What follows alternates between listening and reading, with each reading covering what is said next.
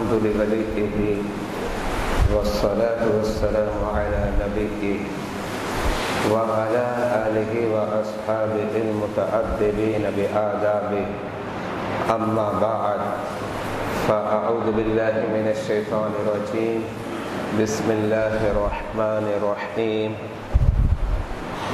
إن أول بيت وضع للناس للذي ببكة مباركا وهدى للعالمين صدق الله مولانا العظيم وصدق رسوله النبي الأمين الكريم إن الله وملائكته يصلون على النبي يا أيها الذين آمنوا صلوا عليه وسلموا تسليما اللهم صل على سيدنا ومولانا محمد معدن الجود والكرم منبع العلم والحلم والحكم وآله وبارك وسلم صلاة والسلام عليك يا سيدي يا رسول الله الصلاة والسلام عليك يا حبيب الله الصلاة والسلام عليك يا نبي الله الصلاة والسلام عليك يا نور الله الصلاة والسلام عليك يا خاتم النبيين مولاي صل وسلم دائما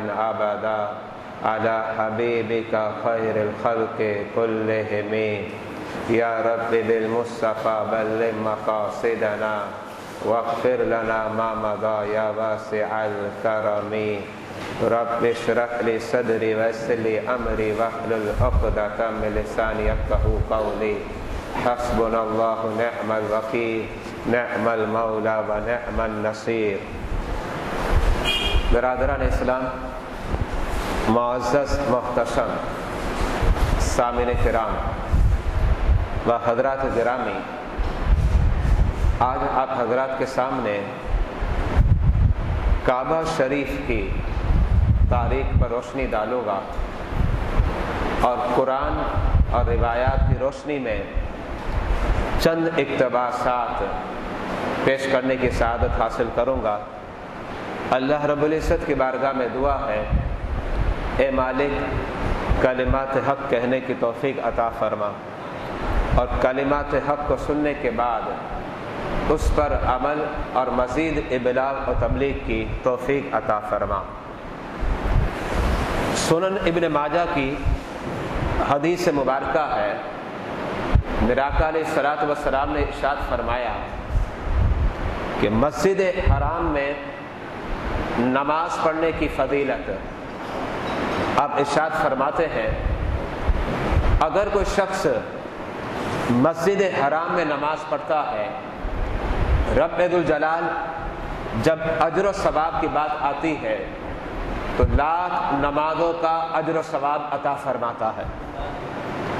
یہ حدیث مبارکہ کے بابرکت کلمات طیبات میں نے آپ حضرات کے سامنے پیش کیے. علماء کرام نے دیگر دلائل اور براہین کو دیکھنے کے بعد اس بات کو واضح کیا ہے کہ یہ فضیلت صرف مسجد حرام کی نہیں ہے بلکہ مکمل حرم شریف کی فضیلت ہے. اور حرم شریف کا جو رقبہ ہے وہ کافی وسیع ہے. اگر یہ بات میں کہوں تو بالکل درست ہے کہ مسجد حرام جو ہے حدود حرم کے ایک کونے میں آ جائے، یعنی یہ سمجھے کہ 20 مسجدیں ایسی ہو جائے تب بھی حدود حرم جو ہے مکمل نہیں ہوتا. اس قدر وسیع اور کشادہ رقبہ حدود حرم کا ہے. تو حدود حرم کے اندر خواہ وہ بیت اللہ میں نماز پڑھتا ہے یا پھر اپنی ہوٹل کے اندر نماز پڑھتا ہے، اور اگر حدود حرم ہی کے اندر اس کا مکان ہے، اگر وہ اس مکان میں بھی نماز پڑھتا ہے تو وہ اس فضیلت کا مصداق بنے گا. جس کا مطلب یہ ہوا کہ اگر ایک نماز پڑھتا ہے حدود حرم کے اندر تو پھر اسے 1,00,000 نمازوں کا ثواب ملتا ہے. اور اسی طریقے سے میرے آقا علیہ الصلوۃ والسلام نے اس بات کو بھی واضح کر دیا، اگر کوئی شخص ایک گناہ کرتا ہے تو حدود حرم میں ایک گناہ کاؤنٹ ایک نہیں ہوتا، بلکہ ایک گناہ جو ہے یہ شمار اس انداز میں ہوگا کہ گویا اس نے لاکھ گناہ کیے ہیں۔ اللہ کی پناہ، جس کا مطلب یہ ہے اگر حدود حرم کے اندر اگر کوئی شخص نماز فجر کو قضا کر دیتا ہے، کعبہ شریف جاتا ہے، عمرے کی سعادت حاصل کرتا ہے، یا پھر حج کی سعادت حاصل کرتا ہے، یا پھر حدود حرم کے اندر اس کی رہائش ہے، اگر اس سے ایک نماز فجر قضا ہو جاتی ہے تو وہ متنبہ ہو جائے اس بات سے کہ اس کی ایک نماز فجر قضا نہیں ہوئی بلکہ گویا لاکھ نماز فجر قضا ہو گئی۔ الامان والحفیظ۔ اب دونوں طرف آپ دیکھیں، تصویر کے دونوں رخ، اگر آپ اجر و ثواب کے اعتبار سے دیکھیں تو لاکھ گناہ ہو جاتا ہے، اور جب گناہ کے اعتبار سے دیکھیں تو پھر بھی کیا ہوتا ہے؟ لاکھ گناہ ہو جاتا ہے۔ اب یہ کعبہ شریف، اس کی تاریخ آپ کے سامنے پیش کروں گا، اور کچھ باتیں میں قرآنی باتیں ہوں گی اور کچھ باتیں جو ہیں روایات سے ثابت ہیں اور کچھ باتیں سیرت کی کتابوں کے اندر مذکور ہے جو میں آپ کے سامنے پیش کرتا ہوں۔ اللہ رب العزت نے ابھی تک زمین کو کشادہ نہیں کیا تھا، بلکہ زمین پر ہر طرف جب آپ نگاہ اٹھا کر دیکھیں تو پانی ہی پانی نظر آتا تھا، لیکن رب ذوالجلال نے فرشتوں کو پیدا کر دیا تھا۔ اب فرشتے کہاں عبادت کریں اور کون سے مکان کا طواف کریں؟ رب ذوالجلال نے کیا کیا؟ اپنا ایک مکان بنا دیا جسے ہم بیت اللہ کہتے ہیں، لیکن اس کا اصل جو نام ہے کتابوں کے اندر، یہاں تک کہ احادیث کے اندر بھی مذکور ہے، میرے آقا نے بھی اس کا نام بیان کیا ہے، اور وہ نام کیا ہے؟ بیت المعمور ہے۔ اب یہ خدا کا گھر ہے، خانہ خدا، لیکن رب ذوالجلال نے اس کو کہاں قائم فرمایا؟ 7ویں آسمان پر۔ اب آسمان کے جتنے بھی فرشتے تھے، سارے فرشتے اس گھر کا طواف کرتے تھے، اور میرے آقا علیہ الصلوۃ والسلام نے اس بات کو واضح فرمایا کہ 70,000 فرشتوں کی جماعت آتی ہے اور وہ بیت المعمور کے اندر داخل ہوتی ہے اور رب کی بارگاہ میں عبادتوں کے گجرے پیش کرتی ہے۔ جب عبادت کا وقت ان کا مکمل ہو جاتا ہے، رب ذوالجلال کی بارگاہ سے اب آرڈر ہوتا ہے اب تم اس مکان سے نکل جاؤ۔ اب مزید 70,000 فرشتے اس مکان میں آئیں گے، اور اس طریقے سے سلسلہ چلتا رہے گا۔ لیکن یاد رکھیے گا، جو فرشتوں کی جماعت ایک مرتبہ بیت المعمور کے اندر داخل ہو جائے، اب اس کے بعد نکل گئی، اب قیامت تک ان کی باری نہیں آئے گی۔ اس طریقے سے ہوگا۔ لیکن اب کیا ہوا؟ زمین کے فرشتے رب ذوالجلال کی بارگاہ میں عرض کرتے ہیں، مولا آسمان کے فرشتوں کے لیے تو نے اپنا مکان بنا دیا اور وہ بیت المعمور ہے، ہم زمین پر رہتے ہیں اور پانی پر رہتے ہیں، اے مولا اب ہم یہاں کون سا مکان ہے جس کا ہم طواف کریں اور اس میں جا کر تیری عبادت کریں؟ رب ذوالجلال نے فرشتوں کو حکم دیا کہ میرا گھر بناؤ، اور یہ وہ گھر ہے جو کعبہ شریف ہے، جس کا آج ہم جو ہے طواف کرتے ہیں، اور اس رخ کی جانب جو ہے حالت نماز میں رب ذوالجلال کو سجدہ کرتے ہیں۔ یہ کعبہ شریف تھا۔ اس کا مطلب کیا ہوا؟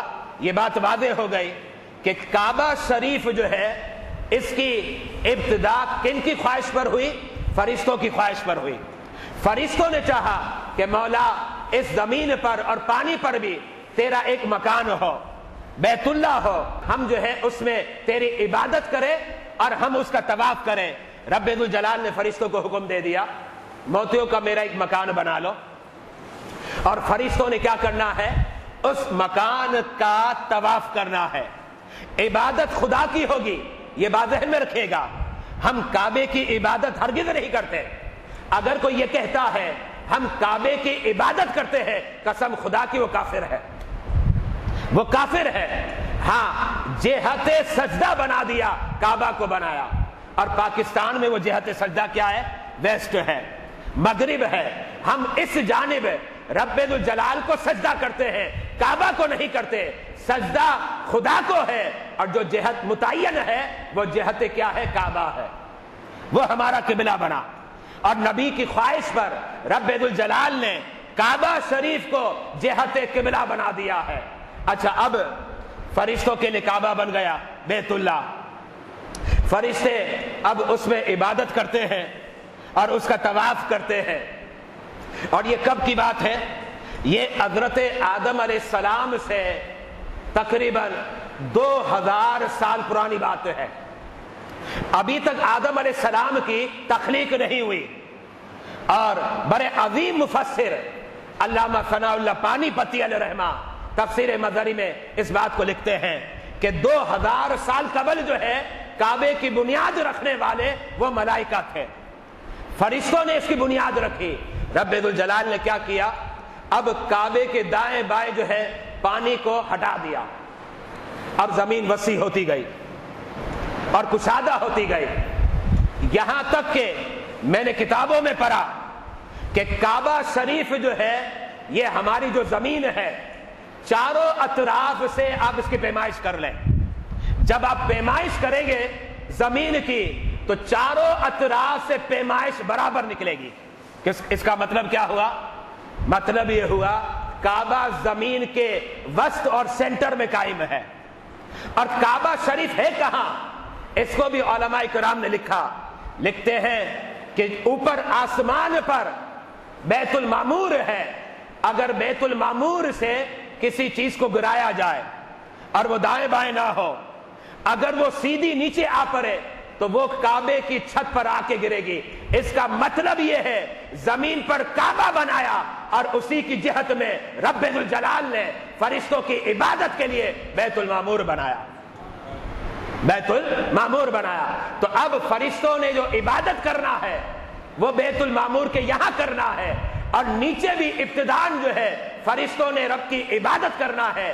لیکن پھر حضرت آدم علیہ السلام کی تخلیق ہو گئی، اب زمین پر آئے، رب ذوالجلال نے ارشاد فرمایا آدم علیہ السلام کو، اے آدم، آپ سے انسانیت کا آغاز ہو گیا، ابتدا ہو گئی، اور آپ نے میرے گھر کا طواف کرنا ہے، اور میرا گھر یہی ہے، یہ کعبہ شریف ہے، لیکن اس کی اب اثر نو تعمیر کرنی ہے۔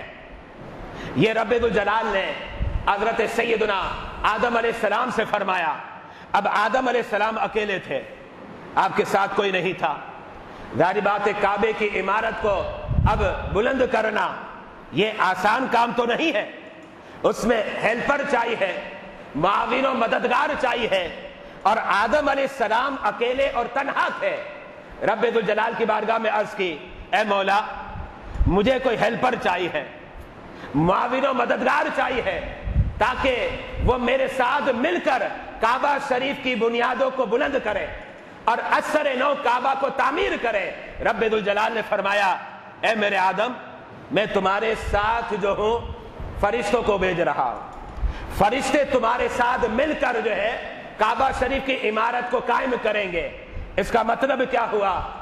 سب سے پہلے کعبے کی عمارت کو بنانے والے وہ ملائکہ اور فرشتے ہیں، لیکن اس کے بعد جب بات انسانوں کی تخلیق کی آ گئی تو سب سے پہلے انسانوں میں جسے یہ سعادت نصیب ہوئی وہ حضرت سیدنا آدم علیہ السلام کی ذات ببرکت ہے۔ اچھا، اب میں نے جو یہ باتیں بتائی، یہاں یہ بات واضح ہو گئی کہ لوگوں کی عبادت کے لیے سب سے پہلا جو گھر ہے وہ کعبہ شریف ہے۔ یہ بات جو میں نے آپ کے سامنے پیش کی وہاں سے واضح ہو گئی، اور اسی بات کو قرآن پیش کرتا ہے جو کہ سورہ آل عمران میں ہے، آیت نمبر 96۔ رب ذوالجلال فرماتا ہے، ان اول بیت وضع للناس، لوگوں کے لیے سب سے پہلا جو گھر بنایا گیا وہ کون سا ہے؟ للذی ببکہ، فرمایا وہ مکے میں ہے، وہ مسجد حرام ہے۔ اور پھر قرآن اس گھر کی عظمتوں کو ذکر کرتا ہے کہ کعبہ شریف یہ خانہ خدا ہے اور بیت اللہ ہے، اس کی عظمتیں بڑی نرالی ہے اور اس کی شان بڑی انوکھی ہے۔ رب ذوالجلال فرماتا ہے مبارکاؤ، جس کا مطلب کیا ہے؟ یہ جو گھر ہے نا، عام گھر نہیں ہے بلکہ بابرکت گھر ہے۔ قرآن اسے مبارک کہہ رہا ہے، بابرکت کہہ رہا ہے مسجد حرام کو اور کعبہ شریف کو۔ اور پھر قرآن کیا کہتا ہے؟ وَهُدًى لِّلْعَالَمِينَ، فرمایا سارے جتنے بھی عوالم اور عالم ہے، سارے عالم کے لیے ہم نے اس گھر کو کیا بنایا؟ ہدایت بنایا ہے۔ پتہ یہ چلا قرآن کی روشنی میں، ایک یہ واضح ہو گیا کہ زمین پر سب سے پہلا گھر جو ہے وہ کعبہ بنا ہے، یہ قرآن نے فیصلہ کر دیا۔ اور دوسری یہ بات بھی واضح ہو گئی کہ کعبہ شریف جو ہے بابرکت بھی ہے اور لوگوں کے لیے ہدایت بھی ہے۔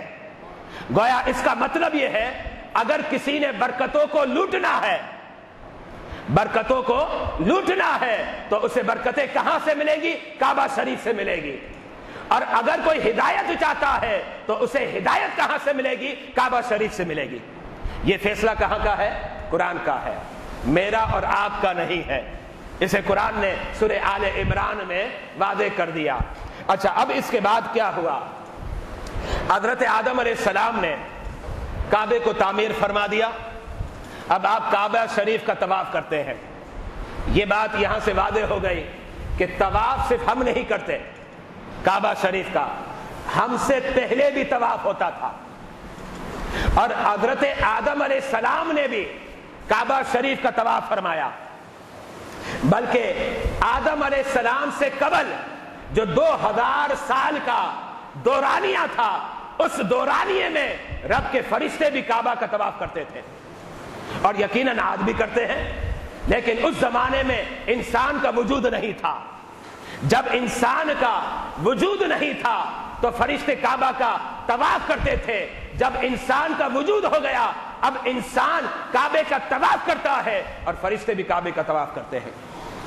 بلکہ قربان جائیے کعبہ شریف کی عظمتوں کو۔ حجر اسود سے پہلے جو مقام مستجاب آتا ہے، یعنی یہ سمجھے کہ پہلے حجر اسود ہے جہاں سے کعبے کا طواف شروع ہوتا ہے، پھر اس کے بعد جو ہے کونے بدلتے جاتے ہیں، اور اب حجر اسود سے قبل ایک مقام ہے مستجاب کہلاتا ہے، اور اس مقام پر اگر کوئی دعا کرتا ہے تو فرشتے انتظار کر رہے ہوتے ہیں، فرشتے انتظار کر رہے ہوتے ہیں کہ کوئی دعا کرے۔ اور جب کوئی دعا کرتا ہے تو ایک فرشتہ نہیں، 70,000 فرشتے آمین کی صداؤں کو بلند کرتے ہیں۔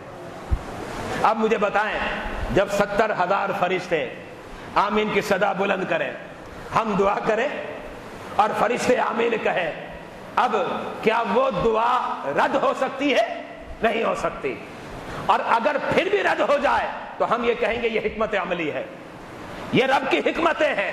لیکن غالب گمان یہی ہے، رب کی ذات سے قوی امید یہی ہے کہ رب ذوالجلال اس مقام پر جو دعا مانگی جائے اگر ہمارے حق میں بہتر ہے تو رب قبول فرما لیتا ہے۔ اچھا، اب حضرت آدم علیہ السلام کے بعد دیگر انبیاء کرام آئے، دور آ گیا حضرت سیدنا نوح علیہ السلام کا۔ ابھی تک وہی کعبہ قائم ہے، جو بنانے والے کون تھے؟ آدم علیہ السلام تھے۔ جب نوح علیہ السلام کا دور آیا، اس وقت اب طوفان نوح آنا تھا، رب ذوالجلال نے کعبے کی عمارت کو اٹھا لیا، وہ وہاں سے ہٹ گئی۔ طوفان نوح آیا، طوفان نوح آنے کے بعد جس مقام پر کعبے کی عمارت قائم تھی وہ کیا ہو گیا؟ وہ ایک ٹیلا نما جگہ بن گئی، اور اس کا کلر کتابوں میں لکھا ہوا ہے سرخ کلر تھا، سرخ ٹیلا بن گیا۔ اب کعبے کی عمارت موجود نہیں، وہ جگہ تو ہے، اور اس جگہ پر اب سرخ ٹیلا بن گیا۔ اب طوفان نوح چلا گیا، جو اہل ایمان بچ گئے تھے اب انہوں نے طواف کرنا تھا تو وہ طواف کس کا کرتے؟ سرخ ٹیلے کا کرتے، کیونکہ یہی کعبے کی عمارت تھی۔ اگرچہ اب کعبے کی عمارت موجود نہیں ہے، لیکن وہ جگہ اور مقام جو ہے کعبہ شریف کا ہے، اس لیے اب کیا ہوگا؟ اس کا طواف ہو رہا ہے اور وہ سرخ تیلا تھا۔ پھر اس کے بعد دیگر انبیاء کرام آئے اور اس وقت بھی یہی معاملہ چلتا رہا۔ ابھی تک اثر نو اب کعبے کی عمارت نہیں بنائی گئی، کعبے کو رب ذوالجلال نے اٹھا لیا تھا اور کعبہ سب سے پہلے فرشتوں نے بنایا، پھر آدم علیہ السلام نے بنایا، نوح علیہ السلام کا دور بھی آیا، دیگر پیغمبران کا دور بھی آیا، وہ چلے گئے، ابھی تک سرخ تیلا جو ہے اس مقام پر قائم ہے۔ اس کے بعد دور کس کا آ گیا؟ حضرت ابراہیم علیہ السلام کا آیا۔ اب جب حضرت سیدنا ابراہیم علیہ السلام کا دور آیا تو آپ کو پتا ہے کہ ابتداءً تو مقابلہ تھا نمرود سے، نمرود مغلوب ہو گیا، رب ذوالجلال نے حق کو فتح نصیب فرما دی اور ابراہیم علیہ السلام نمرود پر کیا گئے؟ غالب آ گئے۔ آپ کے گھر میں بچہ بھی پیدا ہو گیا، حضرت سیدنا اسماعیل علیہ السلام۔ جب اسماعیل علیہ السلام جو ہے بڑے ہو گئے تو اب رب نے پھر حکم دیا، بارگاہ رسالت علیہ الصلوۃ والسلام میں درود و سلام کا نذرانہ پیش کرے۔ اب اسماعیل علیہ السلام جو ہے ان کی عمر کچھ بڑی ہو چکی ہے اور یہ سارے معاملات سے اب فارغ ہو گئے تھے۔ نمرود کو شکست دینی تھی، اچھا قربانی کا جو معاملہ تھا وہ بھی ہو چکا تھا۔ اس کے بعد کی بات ہے، اب رب ذوالجلال نے ابراہیم علیہ السلام کو حکم دیا، اے ابراہیم یہ جو کعبہ شریف کی جگہ ہے آپ اب اسے اثر نو تعمیر کریں۔ اب اس کا مطلب کیا ہوا؟ انسانوں میں سب سے پہلے تعمیر کعبہ کی سعادت آدم علیہ السلام کو ملی اور آدم علیہ السلام کے بعد اگرچہ سینکڑوں انبیاء کرام آئے اور چلے گئے لیکن اب یہ سعادت کس کے مقدر بنی؟ حضرت ابراہیم علیہ السلام کی بنی۔ حضرت ابراہیم علیہ السلام کو رب ذوالجلال نے فرمایا اے ابراہیم میرے گھر کو تعمیر کرو۔ حضرت ابراہیم علیہ السلام نے رب کی بارگاہ میں عرض کی، مولا یہاں تو بس چند نشانات ہیں، یہ کیسے واضح ہوگا اس کے چاروں طرف کہاں ہیں؟ یعنی اس کا حدود اربع جو ہے یہ واضح نہیں ہے۔ ہاں ہمیں پتا ہے یہ جگہ کعبے کی ہے اور ہم اس کا طواف بھی کرتے ہیں، لیکن جب میں عمارت کو بلند کروں گا تو پھر اس کی حدود اربع معلوم ہونی چاہیے واضح طور پر۔ تو مولا ہمیں تو نہیں معلوم کہ اس کی جو ہے پیمائش کہاں تک ہے اور اس کے کونے کہاں کہاں آتے ہیں، تو مولا تو اس کو واضح فرما دے۔ جب تو اسے واضح کرے گا تو میں کعبے کی عمارت کو تعمیر کر دوں گا۔ اب دیکھیں قرآن کیا کہتا ہے، سورہ حج ہے اور آیت نمبر 26 کا جزء ہے۔ رب ذوالجلال فرماتا ہے جب ابراہیم علیہ السلام نے اس کی التجا کی کہ حدود اربع بتا اور وہ نشان آ جائے جن نشانوں پر میں کعبے کی عمارت کو قائم کروں، یہ آپ نے عرض کیا۔ اب سنیے قرآن کیا کہتا ہے، رب ذوالجلال نے فرمایا وَإِذْ بَوَّأْنَا لِإِبْرَاهِيمَ مَكَانَ الْبَيْتِ، ہم نے کیا کیا؟ ہم نے ابراہیم علیہ السلام کے لیے جو بنیادیں تھی اور جو کونے تھے مکان کے بیت اللہ کے، ہم نے ابراہیم علیہ السلام پر واضح کر دیے۔ یہ قرآن کہتا ہے ہم نے ظاہر کر دیے۔ جب ابراہیم علیہ السلام رب کی بارگاہ میں التجا کرتے ہیں اور رب نے بتا دیا یہ اس کے اطراف ہے، یہ اس کے اکناف ہے، چاروں کونوں کو رب نے واضح کر دیا ہے۔ حضرت ابراہیم علیہ السلام پر جب واضح ہو گیا، آپ اپنے ساتھ اب کس کو لیتے ہیں؟ اپنے لخت جگر کو لیتے ہیں، حضرت سیدنا اسماعیل علیہ السلام کو لیتے ہیں۔ حضرت سیدنا اسماعیل علیہ السلام آپ کے معاون و مددگار ہے۔ میں بلا تشبیہ صرف سمجھانے کے لیے بتا رہا ہوں، ورنہ ہم انبیاء کرام کے جہاں جوتے لگتے ہیں قسم خدا کی اس خاک کے برابر بھی نہیں ہے، ہم کہاں وہ کہاں، لیکن صرف سمجھانے کے لیے بتا رہا ہوں کہ جب کوئی دیوار کی چنائی ہوتی ہے ایک اصل کاریگر ہوتا ہے اور پھر اس کے ساتھ مزدور بھی ہوتا ہے، تو اصل کاریگر کون تھے جو دیوار کی چنائی کر رہے تھے؟ وہ حضرت سیدنا ابراہیم علیہ السلام تھے، اور ان کے ہیلپر وہ کون تھے؟ وہ حضرت سیدنا اسماعیل علیہ السلام تھے۔ اور اس طریقے سے کعبے کی عمارت کو کیا کیا جا رہا ہے؟ بلند کیا جا رہا ہے۔ اور یہاں ایک اور بات بھی واضح کر دو، بڑی حیران کن بات ہے، اور یہ انبیاء کا معجزہ ہوتا ہے۔ حضرت ابراہیم علیہ السلام جب کعبے کی عمارت کی چنائی کر رہے تھے اور گارا جو لے کر آنے والے تھے اسماعیل علیہ السلام، اب کعبے کی عمارت آپ کے قد کے برابر ہو گئی، اوپر اب کیسے چنائی ہو؟ آپ نے کیا کیا؟ ایک پتھر رکھا اور اس پتھر پر آپ کھڑے ہو گئے۔ جب اس پتھر پر کھڑے ہوئے اب آپ کا قد تھوڑا اور اوپر ہو گیا، اب مزید کعبے کی جو عمارت ہے اس کی چنائی کرنے لگے۔ لیکن ظاہری بات ہے چنائی کرتے کرتے کعبے کی جو عمارت اور دیوار ہے وہ تو کافی بلند ہے، اور خدا کی شان دیکھیے اب کیا ہو رہا ہے۔ جب حضرت سیدنا ابراہیم علیہ السلام چنائی کرتے اور دیوار آپ کے برابر ہوتی تو پھر کیا ہوتا؟ پتھر تھوڑا خود بخود اوپر ہو جاتا، تھوڑا خود بخود اوپر ہو جاتا، اور اس طریقے سے چھت تک جو ہے آپ نے کعبے کی عمارت اور اس کی جو دیواریں تھی اس کی چنائی کر لی، اور کعبہ آپ نے کیا کیا؟ تعمیر کر لیا، اور اس پتھر پر جو ہے حضرت ابراہیم علیہ السلام کے قدم کے نشان لگ گئے، جو آج تک موجود ہے، جسے مقام ابراہیم کہا جاتا ہے۔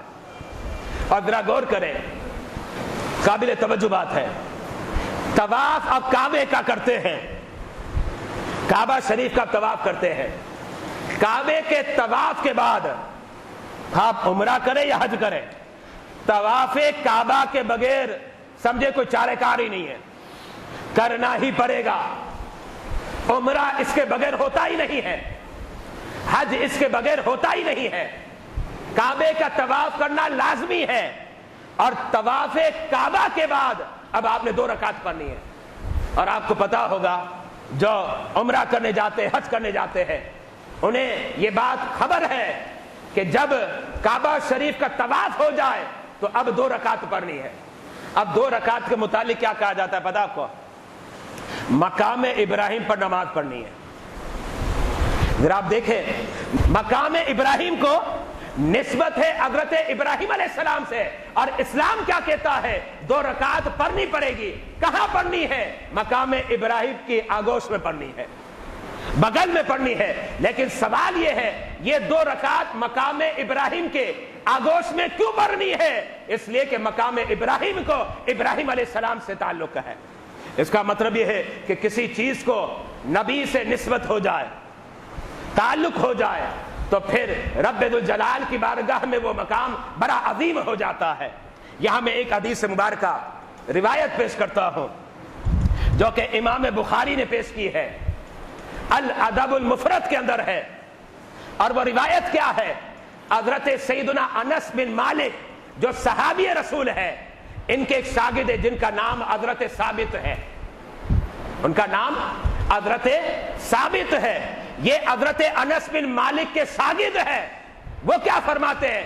فرماتے ایک مرتبہ میں اپنے استاد محترم کے دربار میں تھا، میں نے پوچھا کیا آپ کے ان ہاتھوں نے نبی کو چھوا ہے؟ ان ہاتھوں نے نبی کو چھوا ہے؟ پوچھنے والا کون ہے؟ حضرت ثابت ہے جو تابعی ہے، اور پوچھ کس سے رہے؟ صحابی رسول سے پوچھ رہے۔ حضرت سیدنا انس بن مالک سے پوچھ رہے کیا آپ کے ان ہاتھوں نے نبی کو چھوا ہے؟ حضرت انس بن مالک نے فرمایا ہاں چھوا ہے۔ امام بخاری لکھتے ہیں الادب المفرد کے اندر کہ حضرت ثابت نے کیا کیا؟ فوراً جو ہے حضرت انس بن مالک کے ہاتھ کو پکڑا اور اسے چوم لیا، اسے چوم لیا۔ اب میں آپ سے پوچھنا چاہتا ہوں، حضرت انس بن مالک کا ہاتھ یہاں کیوں چوما جا رہا ہے؟ اس لیے کہ ان ہاتھوں کو نسبت مصطفیٰ سے ہو گئی۔ پتہ یہ چلا جن مقامات کو اور جن جگہوں کو انبیاء کرام سے نسبت ہو جاتی ہے، اب وہ مقام عام مقامات کی طرح نہیں رہتے، بلکہ وہ مقام رب ذوالجلال کی بارگاہ میں عظیم تر اور مقدس بن جاتے ہیں، عظیم تر اور مقدس بن جاتے ہیں۔ یہی وجہ ہے کہ طواف کرو خدا کے گھر کا اور 2 رکعت پڑھو، لیکن مقام کون سا منتخب ہوا؟ مقام ابراہیم ہوا، اور واضح کر دیا مقام ابراہیم کو نسبت ابراہیم سے ہے، اس لیے تمہیں نماز جو پڑھنی ہے وہ اس کے بغل میں پڑھنی ہے، اس کے آگوش میں پڑھنی ہے۔ حضرت سیدنا ابراہیم علیہ السلام جب کعبے کو تعمیر کر رہے تھے، اس کا تذکرہ بھی قرآن میں موجود ہے، سورہ بقرہ کے اندر ہے، آیت نمبر 127 میں رب ذوالجلال اب اسے بیان کرتا ہے، کہتا ہے وَإِذْ يَرْفَعُ إِبْرَاهِيمُ الْقَوَاعِدَ مِنَ الْبَيْتِ وَإِسْمَاعِيلُ، ابراہیم علیہ السلام اور اسماعیل علیہ السلام کیا کر رہے تھے؟ کعبے کی دیواروں کو بلند کر رہے تھے، کعبے کی دیواروں کو اٹھا رہے تھے۔ یہ قرآن پیش کر رہا ہے شہادت اور گواہی پیش کر رہا ہے۔ اور پھر رب ذوالجلال کیا کہتا ہے؟ جب یہ کعبے کی عمارت کو بلند کر رہے تھے تو رب کی بارگاہ میں دعا کرتے ہوئے ربنا تقبل منا، اے ہمارے پروردگار ہمارے اس عمل کو اپنی بارگاہ میں قبول فرما لے۔ اس کا مطلب کیا ہوا؟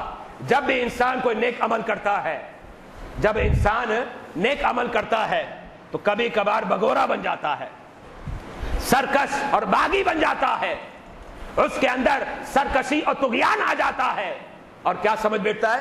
کہتا ہے میں ہی سب کچھ ہوں، میں ہی سب کچھ ہوں، میں نے نمازیں پڑھی ہے، میں نے روزے رکھے ہیں، میں نے زکوٰۃ دی ہے۔ لیکن یاد رکھیے گا قرآن اس بات سے آگاہ کرتا ہے، نبی مقدس کا مقدس عمل یہ ہے جب کوئی اچھا عمل ہو تو رب کی بارگاہ میں دعا کرنی چاہیے، مولا ہمارے اندر کچھ نہیں ہے، ربنا تقبل منا، اے ہمارے رب تو قبول فرما لے، ربنا تقبل منا، کہ ہم نے جو یہ عمل کیا ہے، رب ذوالجلال کعبے کی عمارت کو بلند کر دیا ہے، اور کیا خوب جائے اس عمارت کو ابراہیم علیہ السلام نے بلند کیا اور اسماعیل علیہ السلام نے بلند کیا کہ آج تک اس عمارت کا طواف ہو رہا ہے۔ اگرچہ اس کے بعد ایسے ادوار آتے رہے، کعبے کی عمارت کے کہیں اس سے منہدم ہوئے، یہ ایک الگ تاریخ ہے، لیکن آج میں صرف آپ کے سامنے ابراہیم علیہ السلام تک جو تعمیر کعبہ کا تذکرہ تھا وہ پیش کر رہا تھا، جو کہ مکمل ہونے کو آیا۔ حضرت ابراہیم علیہ السلام نے کعبے کی عمارت کو بلند کر دیا، اور آج جو بھی ہے وہاں جائے گا اور کعبے کا طواف کرے گا، اور طواف کر کے رب کی رحمتوں کو لوٹ رہا ہے، رب کے خزانوں کو وہ لوٹ رہا ہے۔ اتنے خزانے برستے ہیں، اتنی رحمتیں برستی ہے کہ یہ تو خدا ہی جانے کہ جو جاتا ہے کتنی جولیاں بھر بھر کے لاتا ہے، کتنے دامن بھر بھر کے لاتا ہے، اس لیے کہ وہ اس کعبے کا طواف کرتا ہے۔ میرے آقا نے فرمایا تم کوئی اور عبادت نہ بھی کرو، کوئی اور عبادت تم نہ بھی کرو، صرف کعبہ شریف کے سامنے بیٹھ جاؤ اور اپنی نگاہ سے کعبے کو دیکھتے رہو۔ ابھی نفل نہیں پڑھ رہا، یہ میں نہیں کہہ رہا کہ وہ تسبیح پڑھ رہا ہے، پڑھے اچھا ہے، سونے پہ سہاگا ہے، خاموش ہے، لب زبان بند ہے، اور منہ پر قفل اور تالا لگا ہے، صرف بیٹھا ہے، لیکن ادب کے ساتھ، جیسے بعد یہ کہیں کہ شکی ہے، سب لوگ جاتے ہیں دیکھتے ہیں، وہاں کعبے کا ادب کرنے والے بڑے کم نظر آتے ہیں، بڑے کم نظر آتے ہیں۔ ذرا غور تو کریں، یہاں قبلہ ہے اور کوئی اپنے پاؤں کو قبلے کی طرف کرتا ہے، دوسرا ٹوک دیتا ہے۔ یہ پاکستانی مسلمان کا ایمان ہے۔ میں نے وہاں ایک مرتبہ نہیں کہیں اور متعدد مرتبہ دیکھا، کعبہ سامنے ہے، انہوں نے اپنے قدموں کو کعبے کی طرف کیا ہوا ہے، الامان والحفیظ۔ جب تم ادب ہی نہیں کرو گے تو فیض کیسے ملے گا؟ اس لیے کہ ادب سے فیض ملتا ہے۔ ماں باپ کا ادب کرو، اپنے بڑوں کا ادب کرو، پیروں کا ادب کرو، علماء کا ادب کرو، اس لیے کہ ادب سے رب کی رحمتیں بھی ملتی ہے، رب کا فضل بھی ملا کرتا ہے، رب کی رحمتیں بھی ملتی ہے، رب کا فضل بھی ملا کرتا ہے۔ اب سنیے، وہ اپنے قدم کعبہ شریف کی طرف نہیں کرتا، بلکہ ذوق اور شوق کے ساتھ جو ہے کعبہ شریف کو دیکھتا ہے۔ میرے آقا نے فرمایا اور کچھ نیک عمل نہ بھی کرتا ہو، صرف اس کا کعبے کو دیکھنا بھی، یہ بھی رب کی عبادت ہے،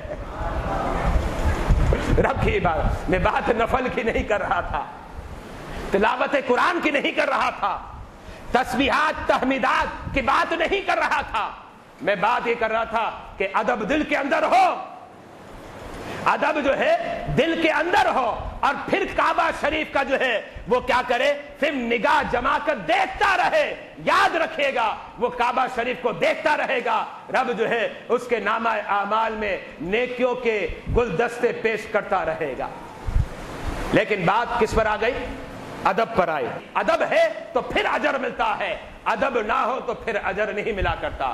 یہاں میں ایک اور حدیث سے مبارکہ ابو داؤد کی آخری حدیث پیش کر رہا ہوں. میرے آقا علیہ الصلوۃ والسلام کی بارگاہ میں ایک شخص کے متعلق کہا گیا، وہ کعبہ شریف کی طرف جو ہے تھوکا اس نے. صحابہ کرام نے عرض کر دی یا رسول اللہ صلی اللہ علیہ وسلم یہ کعبہ شریف کی طرف تھوکتا ہے. اب وہ شخص بڑا عظیم ہے، ہم ان کی عظمتوں کو سلام پیش کرتے ہیں، لیکن میں حدیث پیش کر رہا ہوں. ایک شخص کا تذکرہ ہوا، میرے آقا نے کیا فرمایا صحابہ کرام کو، ابو داؤد شریف کے اندر روایت موجود ہے، فرمایا اس کے پیچھے نماز مت پڑھنا. منع کر دیا، پابندی لگا دی. کعبہ شریف کی طرف تھوکتا ہے، منع فرما دیا اس کے پیچھے نماز مت پڑھنا. اب وہ امامت کے مسئلے پر آ گیا، کہیں کا امام ہوگا مسجد کا، امامت کے مسئلے پر آ گیا. جب آیا تو صحابہ کرام نے انہیں پیچھے کر دیا، کہ تمہارے پیچھے ہم نماز نہیں پڑھیں گے. وہ شخص پریشان ہو گیا اور اسے یہ خبر نہیں پہنچی تھی کہ پیارے مصطفیٰ نے منع کر دیا ہے اس کے پیچھے نماز نہ پڑھو. یہ خبر اسے نہیں پہنچی تھی. اس نے کہا کیا بات ہے، میرے پیچھے کیوں نماز نہیں پڑھتے ہو؟ تو صحابہ کرام نے فرمایا نبی نے منع فرمایا ہے، نبی نے منع فرمایا ہے. وہ شخص دوڑتے ہوئے بارگاہ رسالت میں پہنچا. مجھے بتائیں وہ صحابی ہوگا نا؟ یقیناً صحابی ہے، لیکن پھر بھی منع کر دیا، وہ شخص دوڑتے ہوئے بارگاہ رسالت میں آیا اور پوچھنے لگا یا رسول اللہ آپ نے منع فرمایا؟ میرے آقا نے فرمایا ہاں میں نے منع فرمایا، تمہارے پیچھے دیگر صحابہ نماز نہیں پڑھیں گے. اس شخص نے پوچھا یا رسول اللہ کوئی خطا ہو گئی تو بتا دیجئے تاکہ میں اپنی اصلاح کر لوں اور رب ذوالجلال کی بارگاہ میں توبہ کر لوں. میرے آقا نے فرمایا تو قبلے کی طرف تو نے تھوکا ہے، ایسے شخص کے پیچھے نماز نہیں پڑھنی چاہیے. اس کا مطلب یہ ہوا نماز ادب والوں کے پیچھے پڑھی جاتی ہے، بے ادبوں کے پیچھے نہیں پڑھی جاتی، بے ادبوں کے پیچھے نہیں پڑھی جاتی. جو کعبہ شریف کی طرف اپنے قدموں کو کیے ہوئے ہو، ہم ان کے پیچھے نماز کیسے پڑھ سکتے ہیں؟ اس لیے کہ یہ بے ادب ہے. اور یہ میں نہیں کہہ رہا، اس لیے کہ جو ادب کی منافی چیزیں ہیں حدیث پکار پکار کر ہمیں سمجھا رہی ہے، پکار پکار کر ہمیں بتا رہی ہے. تو الحمدللہ بڑا پیارا ہے کعبہ شریف، بڑا سورا ہے کعبہ شریف. کعبے کی عظمتوں پر قربان، کعبے کی عظمتوں پر قربان.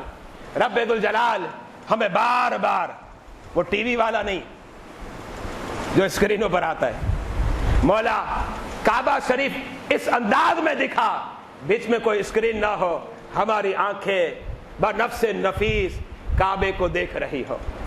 اور پھر وہ منظر کتنا پیارا. میں جب کعبہ شریف پر حاضری ہوئی اپنے بچوں کو بھی کہتا، جب مسجد حرام میں داخل ہو جاتے تو میں اپنے بچوں کو، پیاس لگتی نا، میرے بچے کہتے ابا زمزم پی رہے ہیں. میں نے کہا یہاں نہیں پیو. بیٹے بولتے، میرا بیٹا فرقان انس، وہ مجھے کہتے ابا پیاس لگی ہے، زمزم ہے، اتنا پیارا پانی ہے اور مسجد میں ہے، مسجد حرام میں ہے. میں نے کہا صحیح مسجد حرام میں، یہ تو ابتدائی حصہ ہے. میں نے کہا جب کعبہ سامنے ہو نا اس وقت پینا، تاکہ زمزم بھی پی رہے ہو، کعبے کو بھی دیکھ رہے ہو. الحمدللہ. اپنے بچوں کو منع کرتا تھا، کبھی کبھی بات نہیں مانتے، بچے تو بچے ہوتے نا، لیکن مجھے پیاس لگتی تھی تو میں مسجد میں داخل ہوتے ہی پانی نہیں پیتا تھا. نویت سنت الاعتکاف، یہ نیت بھی کرتا تھا، لیکن میرا یہی ارادہ ہوتا کہ مسجد حرام میں اگر مطاف میں جگہ مل جائے تو مطاف میں کھڑے ہو کر جہاں وہاں جو ہے یہ کولر پڑے ہوئے ہیں وہیں آب زمزم بھروں اور کعبے کو دیکھتے ہوئے دعا کرتے ہوئے آب زمزم کو پیو. لیکن اگر وہاں بھی پے تو کوئی ناجائز نہیں ہے، یہ بات ذہن میں رکھے گا. آپ کسی کو روک نہیں سکتے، لیکن میری تو اولاد تھی نا، اس لیے میں منع کر رہا تھا. کسی اور کو نہیں منع کر سکتے. پیے، مسجد حرام میں پی رہا ہے، سبحان اللہ، تیری عظمتوں پر ہم قربان ہو جائے. لیکن یاد رکھے گا جب تیری عظمتوں پر قربان ہو رہے ہیں، لیکن جب کعبہ سامنے ہو اور کولر سے پانی بھر کر کعبے کے سامنے رخ کر کر دعا مانگتے ہوئے جب وہ آب زمزم پیتا ہے تو میں کہتا ہوں وہ منظر کیا ہے؟ وہ تو سونے پر سہاگا، نور علی نور ہے۔ وآخر دعوانا الحمدللہ رب العالمین۔